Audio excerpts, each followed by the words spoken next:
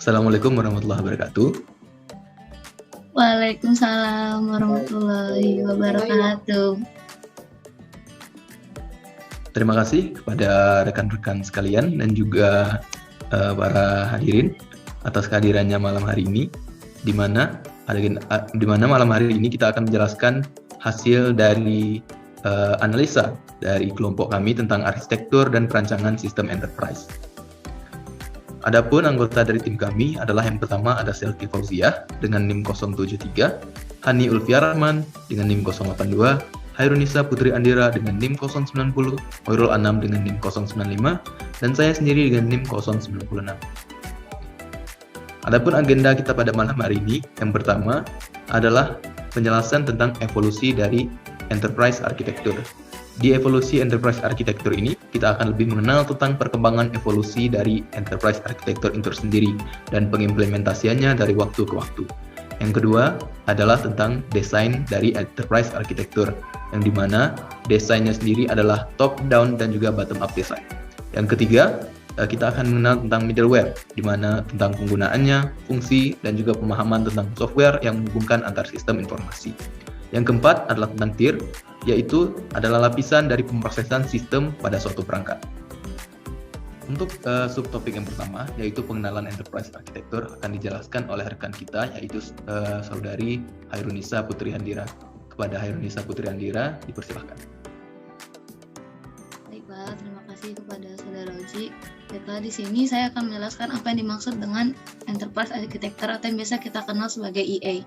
Jadi EA ini merupakan pendekatan terstruktur untuk menguraikan setiap kebutuhan sistem sehingga dapat digunakan dalam merancang dan mengembangkan sistem yang kompleks agar menjadi lebih sederhana. Dalam memodelkan EA dibutuhkan penggunaan framework. Dengan adanya framework, memudahkan developer untuk merancang serta mengembangkan sistem dikarenakan setiap tahapan, metode, atau struktur logisnya telah disediakan oleh framework tersebut. Nah, di sini kami menyajikan beberapa framework yang sering digunakan dalam perancangan enterprise architecture. Yang pertama yaitu ada Zachman Framework, TOGAF, FEAF, sama TEAF. Selanjutnya saya kembalikan kepada moderator. Terima kasih kepada saudari kita, Hairunisa Putri Andira, atas penjelasannya. Selanjutnya kita akan berpindah ke evolusi dari enterprise architecture yang akan dijelaskan oleh saya sendiri. Evolusi dari enterprise architecture yang pertama adalah pada pembentukannya, yaitu pada tahun 1980 sampai 1987. Pada tahun ini muncul ide pertama kali dan juga kerangka awal yang diterapkan oleh John Zachman pada tahun 1987. Meningkatnya ukuran dan kompleksitas implementasi sistem informasi bermanfaat untuk membangun arsitektur dalam mendefinisikan dan mengendalikan antarmuka dan integrasi semua komponen sistem. Dilanjutkan pada tahun 1999, yaitu di mana EA menjadi kunci untuk keberlangsungan hidup suatu perusahaan karena tingginya tingkat perubahan dan kompleksitas dalam perekonomian dunia. Pada tahun 2017, tingkat peminat dari EA menjadi sangat tinggi. Keterampilan yang paling dibutuhkan dalam pengendalian teknologi adalah enterprise architecture itu sendiri. Pada tahun 2021, pertumbuhannya adalah 40% organisasi akan menggunakan arsitektur enterprise untuk membantu menemukan inovasi baru yang dimungkinkan oleh teknologi yang ada saat ini. Prediksi yang akan terjadi pada tahun 2022 adalah 80% bisnis digital akan mengambil pendekatan kolaboratif untuk enterprise architecture yang melibatkan peserta di seluruh bisnis dan juga teknologi informasi. Baik, untuk subtopik selanjutnya, yaitu desain dari EA sendiri, akan dijelaskan oleh rekan kita, yaitu Selki Fauziah. Kepada Selki Fauziah, dipersilahkan. Oke, terima kasih kepada moderator. Selanjutnya saya akan menjelaskan mengenai top down and bottom up. Top down design merupakan suatu metode dalam mempermudah pembuatan logik dan memecahkan masalah yang dimiliki oleh suatu perusahaan. Dalam penerapannya, desain ini menggunakan logis dalam mengembangkan suatu rencana secara menyeluruh. Langkah penerapan top-down. Top-down design menetapkan sistem global terlebih dahulu, baru diteruskan dengan detail sistemnya yang biasanya diaplikasikan pada model waterfall dengan sequentialnya seperti berikut ini.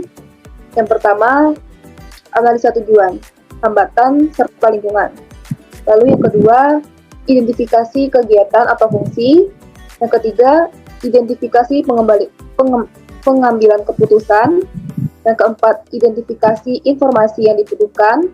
Yang kelima, pengelompokan pengambilan keputusan, serta menentukan prioritas pengembangan database. Selanjutnya, bottom-up design. Desain ini memfokuskan pada permasalahan-permasalahan kecil terlebih dahulu sebelum melihat permasalahan yang lebih besar. Implementasi desain ini menghasilkan modul-modul yang mula-mula berisi detail logik pada level terendah, dites secara terpisah, dan baru diintegrasikan dengan seluruh sistem yang ada. Langkah penerapan bottom-up sendiri, yang pertama dengan menetapkan detail sistemnya terlebih dahulu, baru diteruskan dengan sistem globalnya yang biasanya diaplikasikan pada model prototipe dengan feedback yang diperoleh. Yang pertama, pengumpulan dan identifikasi dokumen atau laporan, kemudian wawancara, membandingkan sistem, dan yang terakhir, yang ketiga, menghilangkan data yang tidak perlu. Baik, demikian penjelasan dari saya kembalikan kepada moderator. Terima kasih penjelasannya dari rekan kita, Selki Fauzia. Yang selanjutnya adalah middleware. Middleware ini sendiri akan dijelaskan oleh rekan kita yaitu Hani Ulfia Rahman. Kepada Hani Ulfia Rahman, dipersilakan. Terima kasih kepada moderator. Berikutnya yaitu middleware. Middleware merupakan perangkat lunak komputer yang memberikan layanan dalam menghubungkan bagian-bagian berbeda dari sebuah aplikasi dengan sistem operasi. Middleware bisa diibaratkan menjadi beberapa bentuk. Yang pertama, middleware seperti semacam lem yang dapat menyatukan sebuah jaringan dan komputer-komputer yang terhubung di dalamnya. Middleware juga bisa berupa sebuah aplikasi tunggal atau dapat berupa keseluruhan server. Yaitu manfaat middleware. Yang pertama, pada sistem yang terdistribusi, maka dapat dijalankan dua buah platform atau aplikasi secara bersamaan. Yang kedua, dapat melakukan komunikasi pada aplikasi yang berjalan di platform yang berbeda. Yang ketiga, adanya transparansi pada seluruh jaringan sehingga dapat menyediakan interaksi dengan layanan atau aplikasi lainnya. Berikutnya, jenis-jenis dari middleware. Yang pertama ada Message Oriented Middleware atau MOM, yang merupakan middleware yang berorientasi pada pesan dan salah satu jenis middleware yang paling banyak digunakan. Infrastruktur perangkat lunak atau perangkat keras ini. Penerimaan dan pengiriman pesan melalui aplikasi yang terdistribusi. Yang kedua ada Remote Procedure Call atau RPC, merupakan middleware yang memungkinkan kita untuk mengakses sebuah prosedur yang berada di komputer lain. Untuk dapat melakukan ini, sebuah server harus menyediakan layanan remote procedure terlebih dahulu. Ketiga ada database middleware. Database middleware merupakan jenis middleware yang paling dikenal luas. Database middleware memungkinkan akses komunikasi langsung dengan database dengan melakukan interaksi secara langsung. Yang keempat ada transactional middleware. Transactional middleware merupakan teknologi yang dapat memperkuat kerja transaksi elektronik dalam latar belakang bercabang. Contoh terbaik adalah Transaction Processing Monitors atau TPM yang telah ada di pasar selama lebih dari 30 tahun. Yang kelima ada middleware integrasi. Operasi aplikasi integrasi, eksekusi, pemantauan, dan layanan runtime untuk komunikasi ditawarkan oleh sistem perangkat lunak yang dilambangkan oleh integration middleware. Dan yang terakhir ada robotic middleware. Merupakan middleware yang digunakan dalam membangun sistem perangkat lunak kontrol robot yang luas. Baiklah, terima kasih. Saya kembalikan kepada Ratu. Terima kasih atas penjelasannya dari saudari kita, rekan kita Hani Ulfia Rahman. Yang terakhir adalah tier yang akan dijelaskan oleh saya sendiri. Di tier ini adalah terbagi menjadi dua lapisan. Yang pertama adalah first tier architecture dan juga second tier architecture. Di first tier architecture sendiri, proses yang terjadi di lapisan ini adalah semua komponen produksi dari sistem dijalankan pada komputer yang sama. Single tier architecture di dalam DBMS adalah arsitektur database yang paling sederhana di mana klien, server, dan database semua berada di mesin yang sama. Pada dasarnya, arsitektur single tier menyimpan semua elemen aplikasi, termasuk antarmuka, middleware, dan data backend. Di satu tempat, jenis sistem ini merupakan yang paling sederhana dan paling langsung. Yang kedua adalah second tier architecture, di mana di dalam lapisan ini terdapat dua subcabang dari second tier architecture itu sendiri. Yang pertama adalah di aplikasi klien dan yang kedua adalah di basis data atau database-nya. Di aplikasi klien sendiri, sistem klien menangani lapisan presentasi dan aplikasi dan sistem server menangani lapisan database. Hal ini juga dikenal sebagai aplikasi klien server. Komunikasi terjadi antara klien dan juga server. Sistem klien mengirimkan permintaan ke sistem server dan sistem server memproses permintaan dan mengirimkan kembali data tersebut ke sistem klien. Basis datanya di dalam proses di database, komputer klien dan mesin database dijalankan pada server jarak jauh. Aplikasi klien mengeluarkan permintaan ke database yang mengirimkan kembali ke data kliennya. Baik, untuk agenda kedua, pada kali ini kita akan menjelaskan tentang framework yang terdapat pada Enterprise Architecture, yang dimana diantaranya adalah Zachman, TOGAF, FEAF, dan TIEF. Yang kedua, kita akan menjelaskan tentang implementasi dari framework Enterprise Architecture tadi, yaitu tentang Zachman, TOGAF, FEAF, dan juga TIEF. Untuk penjelasan yang pertama, yaitu framework Zachman, akan dijelaskan oleh rekan kita, Hoirul Anam. Kepada Hoirul Anam, dipersilakan. Baik, framework yang pertama yang dapat digunakan dalam arsitektur enterprise adalah framework Zachman, di mana framework Zachman merupakan suatu alat bantu yang dikembangkan untuk memotret arsitektur organisasi dari berbagai sudut pandang dan aspek, sehingga didapatkan gambaran organisasi secara utuh.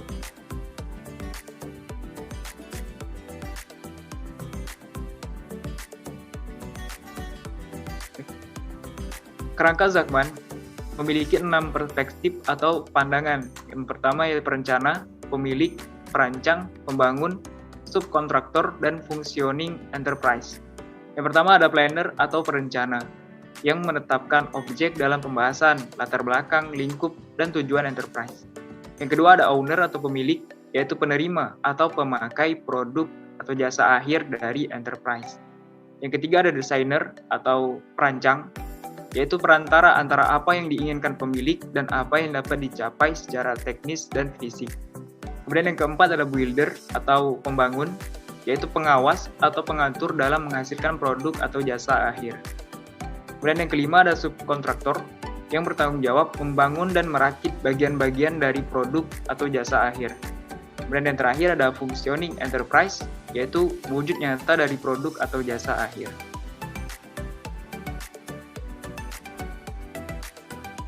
Framework yang kedua yaitu adalah framework TOGAF, yaitu The Open Group Architecture Technique, yang merupakan sebuah framework yang dikembangkan oleh The Open Group Architecture Framework pada tahun 1995. TOGAF ini digunakan untuk mengembangkan enterprise architecture di mana terdapat metode dan tools yang detail untuk mengimplementasikannya. TOGAF memandang enterprise architecture ke dalam 4 kategori. Yang pertama adalah business architecture, yaitu mendeskripsikan tentang bagaimana proses bisnis untuk mencapai tujuan organisasi. Yang kedua ada application architecture, merupakan pendeskripsian bagaimana aplikasi tertentu didesain dan bagaimana interaksinya dengan aplikasi lainnya.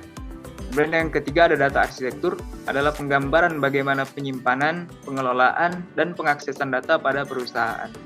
Yang keempat, ada technical architecture, yaitu gambaran mengenai arsitektur hardware dan software yang mendukung aplikasi dan bagaimana interaksinya.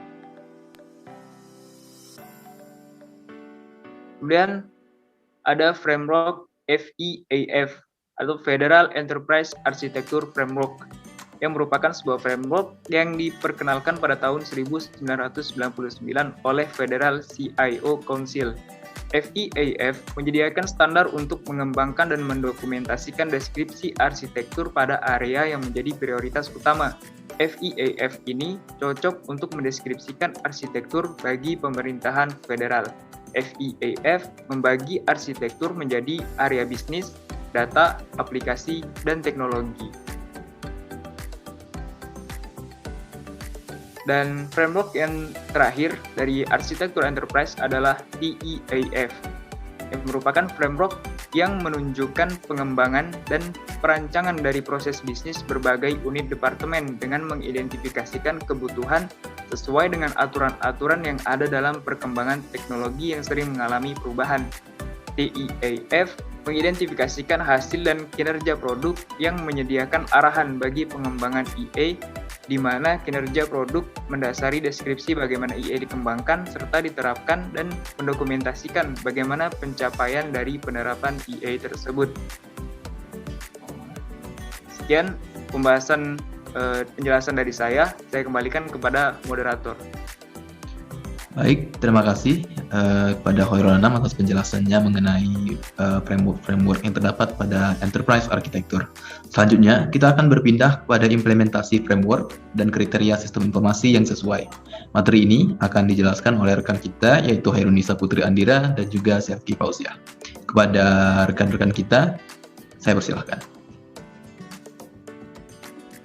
Baiklah, di sini saya akan menjelaskan implementasi yang pertama yaitu pada Zaman Framework, di mana saya mengangkat tema implementasinya yaitu implementasi Zaman Framework dalam merancang Customer Relationship Management atau CRM pada Bank Perkreditan Rakyat yaitu BPR.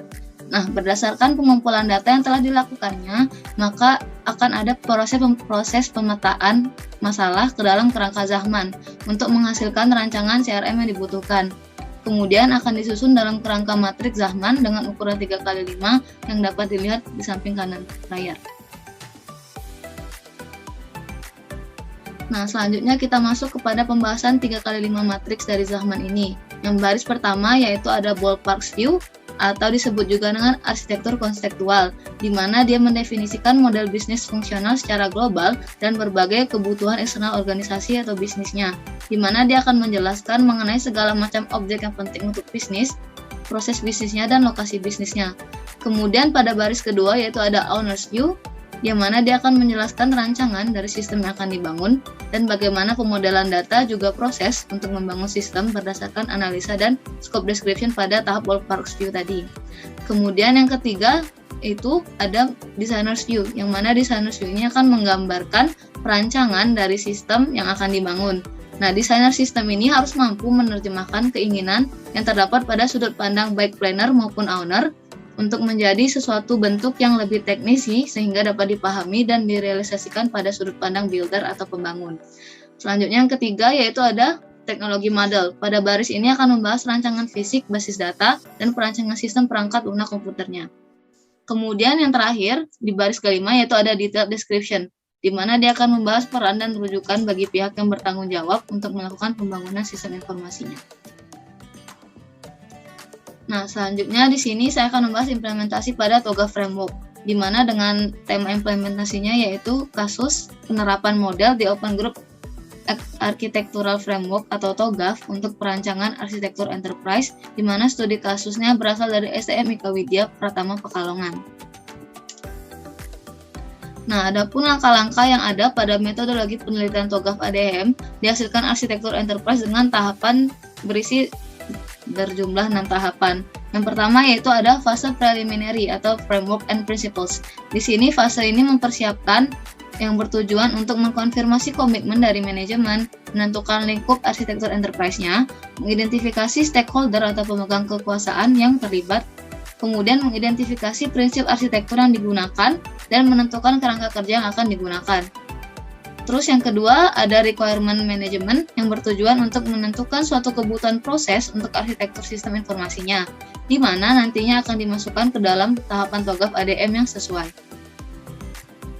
Selanjutnya pada tahapan ketiga yaitu ada architecture vision yang akan menjelaskan beberapa kebutuhan diantaranya ada penjabaran visi misi dan tujuan organisasi. Kemudian ada business architecture yang akan mendefinisikan kondisi awal dari arsitektur bisnisnya, kemudian menentukan model bisnis atau aktivitas bisnis yang diinginkan berdasarkan skenario bisnis yang telah dibuat sebelumnya. Selanjutnya ada tahapan arsitektur sistem informasi, Nah, pada tahapan ini akan meliputi dua arsitektur. Yang pertama yaitu ada arsitektur aplikasi yang akan membahas tentang aplikasi yang ada saat ini dan aplikasi yang akan dirancang atau dibangun masa mendatang. Sedangkan yang kedua yaitu ada arsitektur data yang digunakan untuk merancang database sistemnya yang akan digunakan dalam membuat rancangan sistem informasi yang belum ada pada saat ini. Selanjutnya ada arsitektur teknologi yang akan dibangun untuk mendefinisikan kebutuhan teknologinya dalam mengolah data dan menjalankan aplikasi. Hal pertama yang akan dilakukan yaitu menentukan prinsip dasar arsitektur teknologinya, kemudian menentukan strategi distribusi data dan aplikasi yang akan digunakan. Adapun arsitektur teknologi yang digunakan dalam studi kasus yang kami angkat untuk mendukung sistem informasinya dapat dilihat pada layar slide sekarang ini.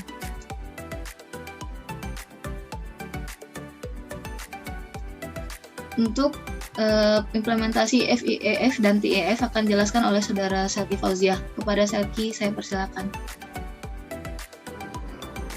Baik, terima kasih kepada Saudari Fauziah. Selanjutnya saya akan melanjutkan mengenai implementasi framework assessment. Yang ketiga ada FIEF framework. Model FIEF untuk perencanaan strategi sistem informasi pada PT Sumber Buana Motor Yogyakarta. Model ini dilakukan terhadap 4 domain arsitektur, yaitu arsitektur bisnis, data, aplikasi, serta teknologi. Adapun tahap pembuatan modelnya, terdapat 4 tahap di sini. Tahap pertama yaitu organisasi menggunakan alat bantu analisis SWOT atau Strength, Weakness, Opportunity, dan Threat, dan analisis phase yaitu politik, ekonomi, sosial, teknologi yang digunakan untuk mengidentifikasi kondisi organisasi saat ini dan akan memberikan hasil analisa untuk digunakan pada tahap berikutnya. Tahap kedua, menganalisa dan menentukan pengembangan data, aplikasi, dan teknologi yang akan digunakan untuk mendukung operasi bisnis berdasarkan hasil analisa pada tahap sebelumnya. Selanjutnya, tahap ketiga, yaitu menentukan pembuatan model arsitektur bisnis, data, aplikasi, dan teknologi berdasarkan identifikasi dan analisis pada tahapan sebelumnya menggunakan Porter Value Chain. Dan tahap keempat, mengidentifikasi detail objek masing-masing model arsitektur yaitu data, aplikasi, dan teknologi menggunakan matriks FIEF. Matriks FIEF sendiri membagi keempat arsitektur tersebut ke dalam 5 perspektif, yaitu ruang lingkup, model bisnis, model sistem informasi, model teknologi, dan detail spesifikasi. Yang keempat yaitu TEAF Framework. Pemodelan arsitektur enterprise sistem informasi dengan menggunakan model Treasury Enterprise Architecture Framework dengan studi kasus yaitu Kantor Pusat Telekomunikasi Bandung. Yang pertama, pemodelan sistem informasi telah dilakukan dengan menggunakan Treasury Enterprise Architecture Framework pada sistem KBM online pada PT Telekomunikasi Tbk Divisi Information System Center. Yang kedua, pemodelan arsitektur enterprise sistem informasi pada fungsi pengelolaan KBM yang berfokus pada data aset KBM, yaitu kendaraan, administrasi data pendukung, pengelolaan KBM menghasilkan. Yang pertama yaitu arsitektur teknologi mendokumentasikan infrastruktur teknologi dan penggunaan teknologi dalam KBM online, dan arsitektur data yang mendefinisikan entitas, data, dan informasi yang diperlukan dan hubungan antar organisasi. Baik, demikian penjelasan dari saya. Selanjutnya saya kembalikan kepada moderator. Kepada Selki Fauziah dan juga Hairunisa, kami ucapkan terima kasih atas penjelasannya tentang implementasi dari framework enterprise architecture. Dengan berakhirnya penjelasan tentang implementasi tadi, berakhir pula presentasi kita pada saat ini. Saya selaku sebagai moderator mengucapkan terima kasih dan juga mohon maaf apabila terjadi kesalahan pada saat sesi presentasi berjalan. Apabila ada yang ingin ditanyakan, bisa langsung diberikan di kolom komentar ataupun di bagian sesi diskusi. Presentasi kali ini saya tutup dengan wassalamualaikum warahmatullahi wabarakatuh. Waalaikumsalam warahmatullahi wabarakatuh.